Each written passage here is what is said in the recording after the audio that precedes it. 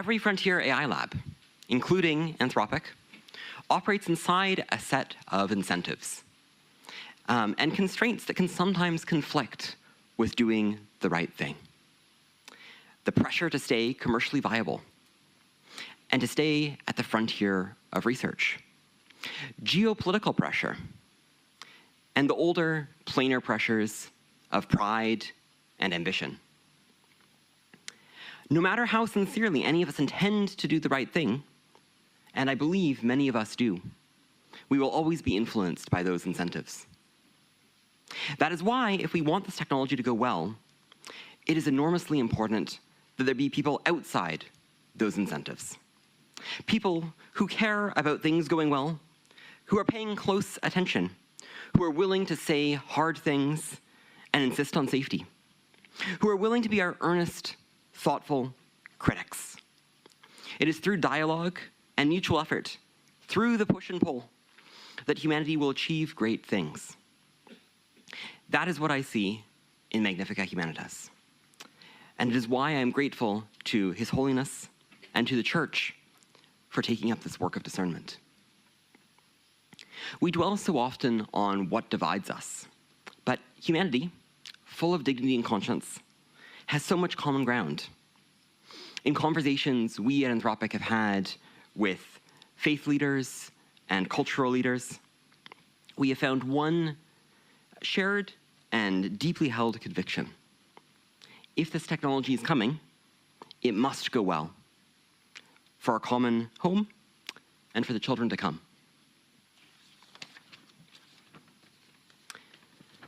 Some might believe that matters of AI are best handled by computer scientists like myself. They are mistaken. The questions raised by AI are bigger than the AI research community, not just in their implications, but also in their nature. AI systems are not engineered the way a bridge or an airplane is engineered. We understand an airplane because we designed every part of it, and we understand the physics that act on it. AI models are not like that. They are grown on a structure roughly modeled after the brain, on an enormous inheritance of human thought and speech. And what is grown is far more subtle, odd, and beautiful than science fiction prepared us for. They are not the cold, calculating robots we were promised. They are made from us, from our words. And as the Holy Father observes, they remain, in important ways, mysterious even to those of us who create them.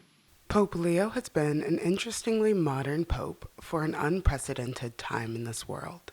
He's been seen rocking merch for the Chicago White Sox, doing the strange Gen Alpha 6-7 trend while riding in the Pope Mobile, and just a few weeks ago, releasing the Magnificat Humanitas, a 42,000-word manifesto about the Church's stance on AI and how to preserve humanity.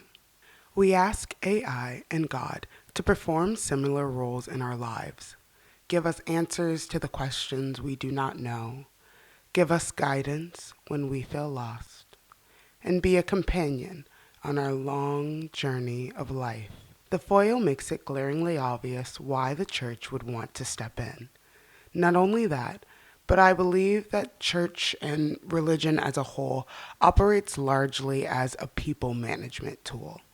If AI leads to war and job loss and humans hating themselves, then that's a problem for the largest global entity to dip their toe into. Today, we'll explore all the ways God, AI, the Church, and diplomats alike are shaping the world we live in. My name is Ellie Davis. This is Data Darling.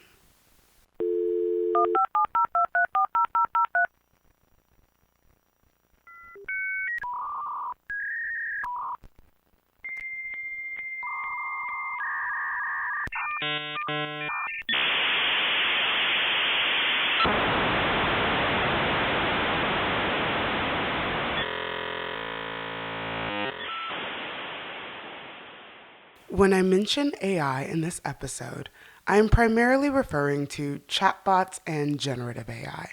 I wanted to start with that disclaimer up front so we can build some common language and trust early on.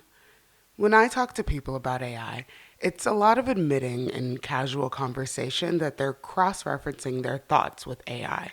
I was recently talking to a coworker about working through your emotional issues before you jump into another relationship, and he mentioned that he asks ChatGPT to give him a list of books and videos that may help him with whatever emotional blockage is ailing him at the time.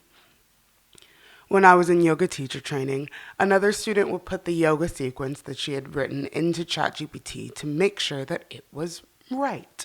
I also have friends that use ChatGPT to read their birth chart and give astrological advice. That's all to say, people are talking to Chat almost constantly.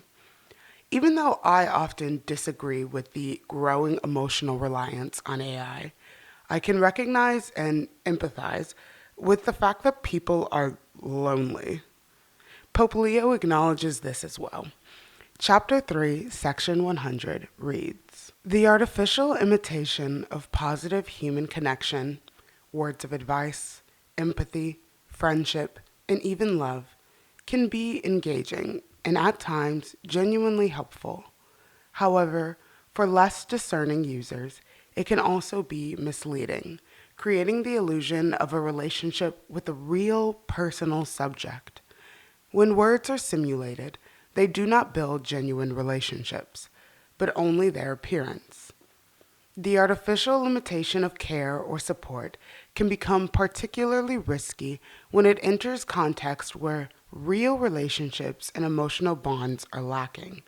Here, the danger is not so much that a person may believe they are communicating with another person, but rather that they may gradually lose the very desire to form genuine human connection." I have a Substack article up about the rise of AI-assisted suicide. OpenAI, Meta, and Character Technologies all have active lawsuits from families of users that have taken their own lives or the lives of others because of their conversations with chatbots.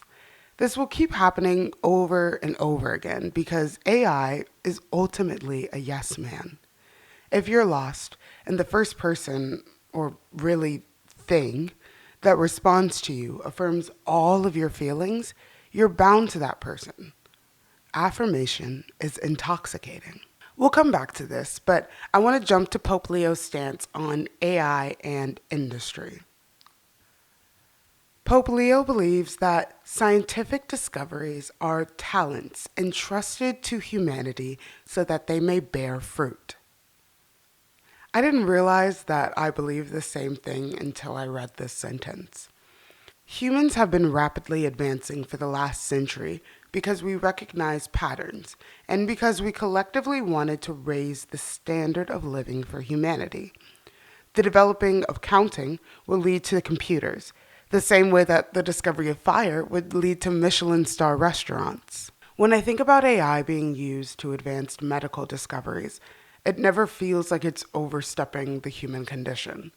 But when AI is being used to determine whether someone is approved for an apartment, it is.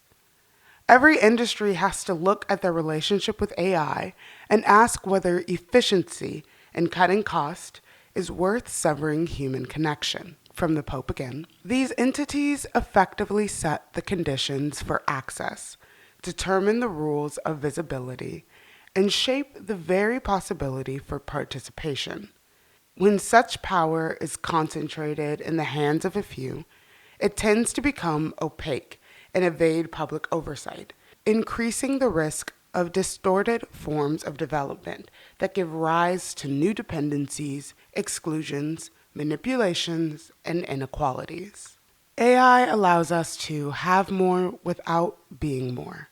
You can vibe code and have a shot at making it big and becoming a billionaire.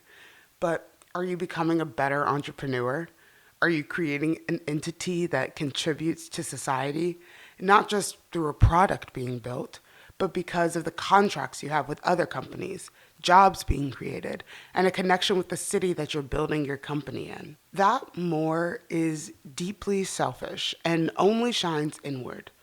A belief that is pretty anti-religion. All religion centers the work of dedication. the growth that emerges through patience, and contentment that comes through showing up authentically as your beliefs. There's no quick fix from God. If you've got a problem, go pray on it. If you're lost, reach out to your heavenly community. AI doesn't need any of that, and in fact, actively discourages thinking things over. ChatGPT will even prompt the next question for you, already pushing you towards the conclusion it has already predicted for you. AI allows you not to think it through because it has already thought of everything for you. Pope Leo reminds us that AI isn't human or even human thought. Just because AI can adapt doesn't mean that it can think or have inner growth.